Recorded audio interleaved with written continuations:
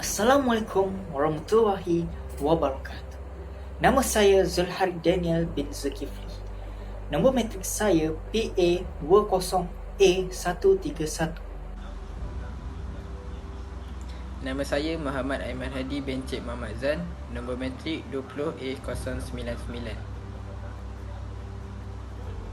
Assalamualaikum warahmatullahi wabarakatuh. Nama saya Ahmad Halhami Mizamri dengan nama matrik PA20A146. Nama saya Muhammad Fahmi bin Lokman dan nombor matrik saya 20A071. Nama saya Muhammad Abdul Abdul Asyik, nombor matrik 20A060 dan tajuk kami untuk tugasan assignment ini adalah mukjizat wuduk ke atas rohani dan jasmani manusia. Nama musyawarah kami adalah Ustaz Abdul Wahab dan kami dari Pusat Asasi Sains dan Perubatan UNIZA. Mengambil wuduk merupakan syarat utama bagi kebanyakan ibadat. Namun, setakat mengambil wuduk sahaja tidak memadai jika tidak dilakukan dengan sempurna. Hanya dengan mengambil wuduk dengan cara yang paling sempurna, barulah terhasilnya pencapaian matlamat dan kepentingan wuduk yang maksimal. Banyak hadis yang menggunakan istilah seperti isbaq, kesempurnaan, ahsana, sebaik-baik, dan ihsan, pembaikan, bagi menggambarkan wuduk dengan cara yang terbaik yang dianjurkan oleh Nabi Muhammad SAW. Wuduk yang sempurna bermaksud melaksanakan segala rukun wuduk dengan sunat-sunatnya tanpa melakukan perkara makruh, apatah lagi perkara yang haram. Dalam mazhab Syafi'i, adab dikatakan sebagai sunat, sedangkan dalam mazhab lain mereka mengasingkan adab dengan sunat. Walau bagaimanapun, mereka masih menetapkan bahawa kesempurnaan wuduk akan tercapai apabila melaksanakan segala sunat dan adab-adabnya. Oleh itu, tanda keimanan seseorang itu ialah apabila dia menjaga wuduknya dengan cara yang paling sempurna, iaitu dengan menjaga rukun, sunat dan adabnya.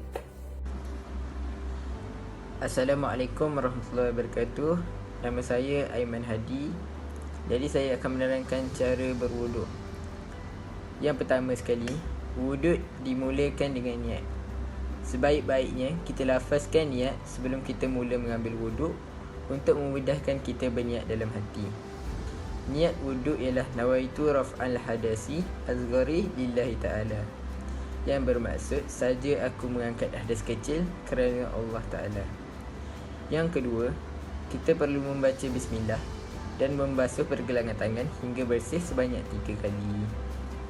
Yang ketiga, kita kena berkumur sebanyak 3 kali sambil membersihkan gigi dan mulut dari sisa-sisa makanan. Yang keempat, kita kena membersihkan lubang hidung sebanyak 3 kali untuk membersihkan kotoran. Yang kelima, kita kena membasuh muka sebanyak 3 kali. Bahagian muka wajib dibasuh dengan mengalirkan air meliputi bahagian anak rambut di dahi sehingga ke bawah tulang dagu dan melebarkan daripada anak telinga kanan hingga anak telinga kiri, termasuk rambut yang tumbuh di antaranya. Yang keenam, kita kena membasuh 2 tangan hingga ke siku sebanyak 3 kali. Kita wajib meratakan air ke semua bahagian di antara hujung jari hingga ke siku. Yang ketujuh, kita kena menyapu sebahagian kepala sebanyak 3 kali.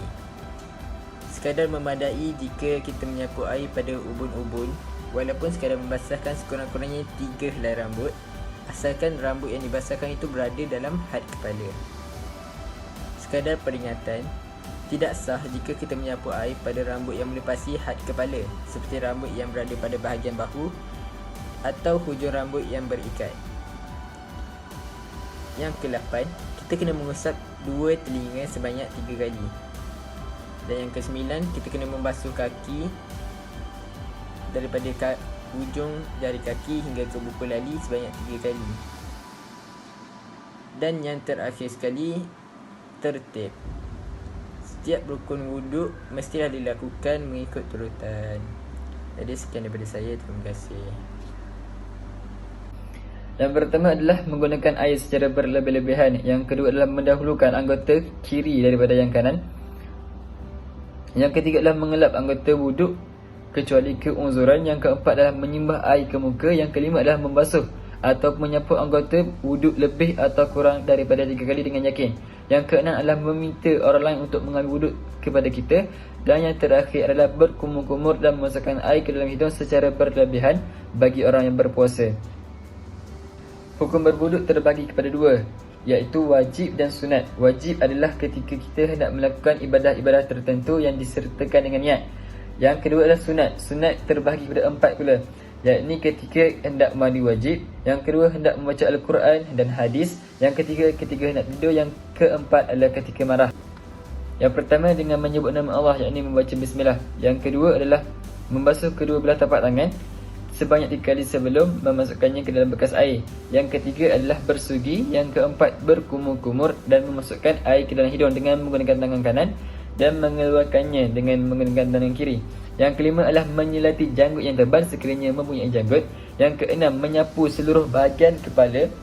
Yang ke-8 menyapu 2 belah telinga luar dan dalam dengan menggunakan air selain daripada menyapu kepala.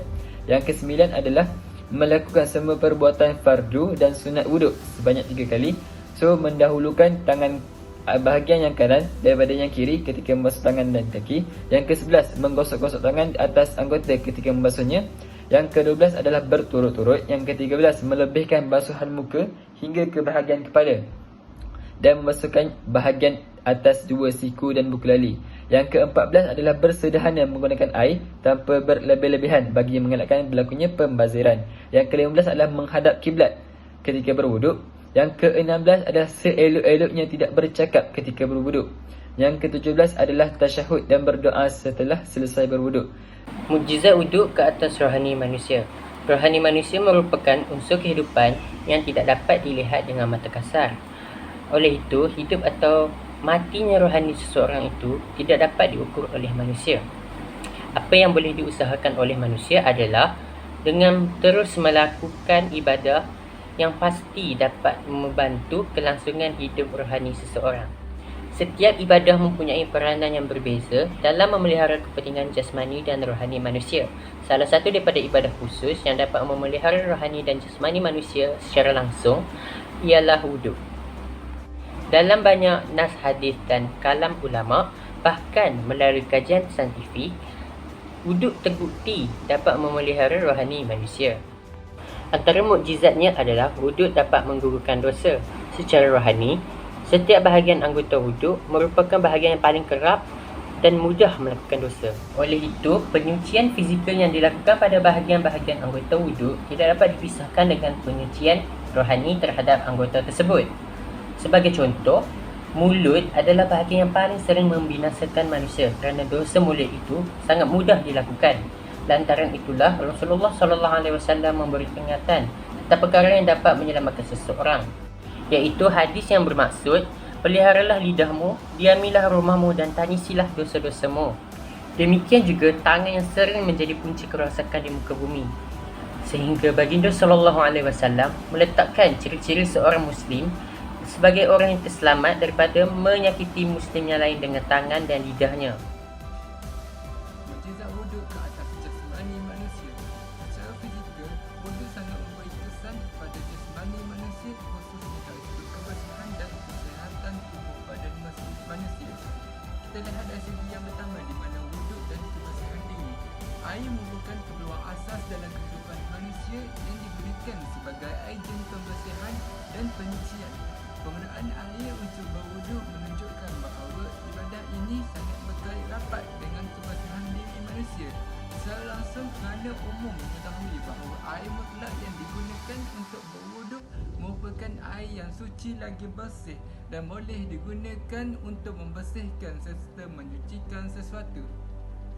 Yang kedua, wuduk dan kesihatan jasmani. Wuduk merupakan satu ejen penyucian fizikal manusia dan ia adalah rukun bagi kesihatan tubuh badan. Dari sudut saintifik, bahagian tubuh yang dibersihkan ketika berwuduk merupakan bahagian yang terdedah yang sentiasa menjadi tumpuan mikroorganisma pembawa penyakit.